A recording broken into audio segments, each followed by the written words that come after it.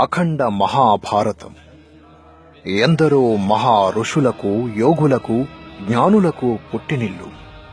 చతుర్వేదాలు, ఇతిహాసాలు, ఉపనిషత్తులు, అష్టాదశ పురాణాలకు, ఇలా ఎన్నో మహాగ్రంథాలకు జన్మస్థానం మన భారతదేశం. అజ్ఞానాంధకారంలో కొట్టిమిట్టాడుతున్న ఈ ప్రపంచానికి విజ్ఞానం నేర్పించి సత్యం వైపుకు నడిపిస్తున్న పవిత్ర దేశం మన భారతదేశం. మన దేశంలో ధర్మం 4 పాదాలతో నడుస్తూ ఇక్కడి ప్రజలు సిరి సంపదలతో, సుఖ సంతోషాలతో ఆనందంగా జీవించేవారు.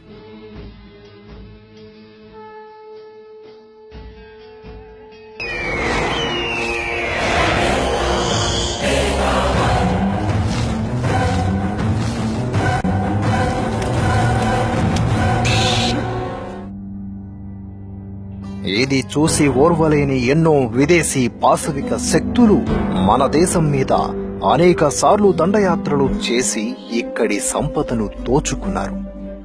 అలెగ్జాండర్ మొదలుకొని కుషనులు, తురస్కులు, మొఘలులు, సుల్తానులు, నవాబులు, షేకులు, పఠాన్లు, పోర్చుగీసు వారు, డచ్ వారు, ఫ్రెంచ్ వారు, బ్రిటిష్ వారు వరకు ఇలా ఒకరి తరువాత ఒకరు మనలోని అనైక్యతను ఆసరాగా చేసుకుని అనేక దాడులు చేసి మన దేశ సంపదను కొల్లగొట్టారు.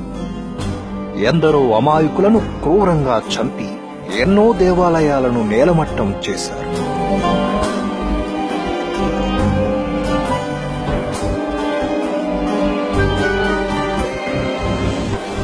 మరెన్నో రాజ్యాలను ధ్వంసం చేశారు. ప్రపంచంలోని అనేక సంస్కృతులను కాలరాసినట్లే మన దేశ సంస్కృతిని కూడా నాశనం చెయ్యాలని చూశారు. కాని ఎందరో మహానుభావులు జన్మించి మన ధర్మాన్ని, సంస్కృతిని ఆ ముష్కరుల దాడి నుండి కాపాడుకుంటూ వచ్చారు. 1857 మే 10 సిపాయిల తిరుగుబాటు మొదలుకొని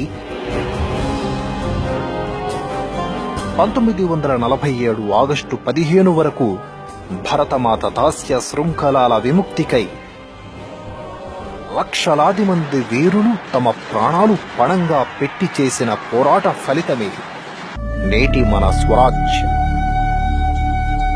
ఆంగ్లేయుల నుండి మనకు స్వాతంత్రమైతే వచ్చింది గాని వారి బానిస భావజాలం నుంచి మాత్రం పూర్తిగా విముక్తి రాలేదు.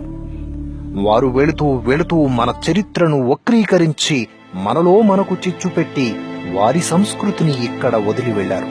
ఇప్పటి వరకు శత్రువులు బయట నుండి వచ్చిన వారే, కాని ఇప్పుడు శత్రువులు మనలోనే ఉన్నారు. మనతోనే కలిసి ఉంటూ విదేశీ మిషనరీలు విసిరే ఎంగిలి మెతుకులకు అమ్ముడుపోయి పక్కలో బల్లెంలా తయారై అమ్మ ఒడిలోనే విషం కక్కుతున్నారు. దీనికి వారు ఎంచుకున్న మార్గం మత మార్పిడి.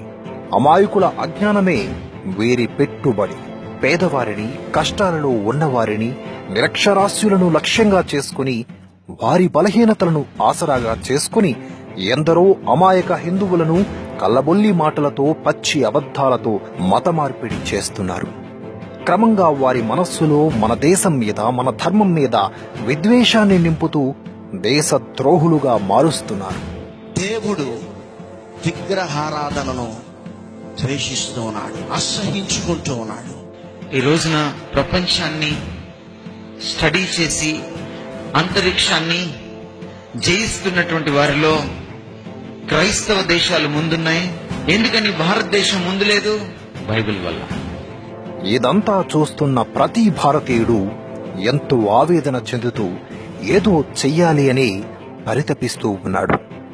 అలాంటి వారిలో నుండే కొంతమంది మహానుభావులు ధర్మ రక్షణకు నడుం బిగించి కొన్ని సంస్థలు ఏర్పాటు చేసి ధర్మ పరిరక్షణ చేస్తున్నారు. కానీ ఈ మత మార్పిడి మాఫియా ఆగడాలు రోజు రోజుకు శృతిమించిపోతున్నాయి. మతం మారితే జాతీయతా భావం పోతుంది అని అంబేద్కర్ ఆనాడే చెప్పారు. ఆ మహానుభావుడు చెప్పిన విధంగానే ప్రస్తుత పాస్టర్లు విద్వేషపూరిత ప్రసంగాలతో జనాలను రచ్చగొడుతూ మన దేశాన్ని అవమానిస్తూ, మన ధర్మాన్ని, మన దేవతలను కించపరుస్తూ దేశ భద్రతకే పెను ప్రమాదంలా మారారు. ఒక్కడే దేవుణ్ణి కాకుండా దైవారాధన చేస్తున్న వారందరూ నరకానికి పాత్రులు బహిరంగంగా చెబుతున్నారు. భరతమాత అంటున్నా. భరతమాతకి ఎంతమంది భర్తలు? రంగులు, చక్రాన్ని, పుల్లల్ని పెట్టుకొని తల పైకెత్తి కాగితపు గుడ్డకు సెల్యుట. అదొక కాగితం లేదా అదొక గుడ్డ ముక్క. అది జాతీయ పతాకమా? ఈ దేశానికి స్వతంత్రం వచ్చిందని తెప్పిట్లు కొడతావా? నీకేం పిచ్చి పెట్టిందా? భారతదేశంలో క్రైస్తవ శాతం కేవలం 4-5 మాత్రమే.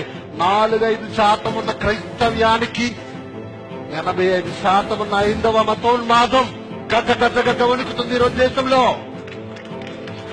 ఎంతకాలం అవుతుంది? ఏ దయ్యాన్ని ఉన్నావు? చెప్పు గట్టిగా. ఎవరు చెప్పు.